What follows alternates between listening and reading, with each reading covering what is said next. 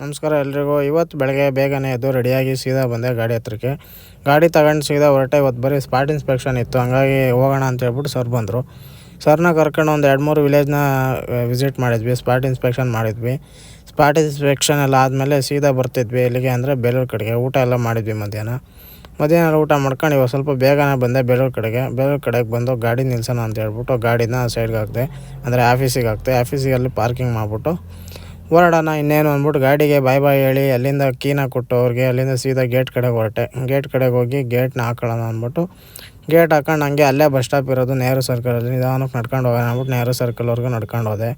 So ಬಸ್ಸಿಗೆ weight ಮಾಡ್ತಾ ಇದ್ದೆ. ಬಸ್ಸು ಸಿಕ್ಕಾಬಿಟ್ಟೆ ರಶ್ ಆಗಿದ್ದು, ಒಂದು 2-3 ಬಸ್ಸು.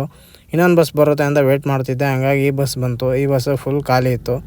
ಸೊ ಹಂಗಾಗಿ ರಶ್ ಏನಿತ್ತಿಲ್ಲ, ಬಸ್ಸು ಫುಲ್ ಖಾಲಿ ಹೊಡಿತಿತ್ತು. ಒಂದು 10-15 ಜನ ಇದ್ವಿ ಅಷ್ಟೇ. ಸೊ ಹಂಗಾಗಿ ಸೀದಾ ಮನೆಗೆ ಬಂದೆ. ನಾನು ಮಾಡಿತ್ತು ಇವತ್ತಿಷ್ಟೇ. ಎಲ್ರಿಗೂ ನಾಳೆ ಇನ್ನೊಂದು ವಿಡಿಯೋದಲ್ಲಿ ಸಿಗ್ತೀನಿ. ಬಾಯ್.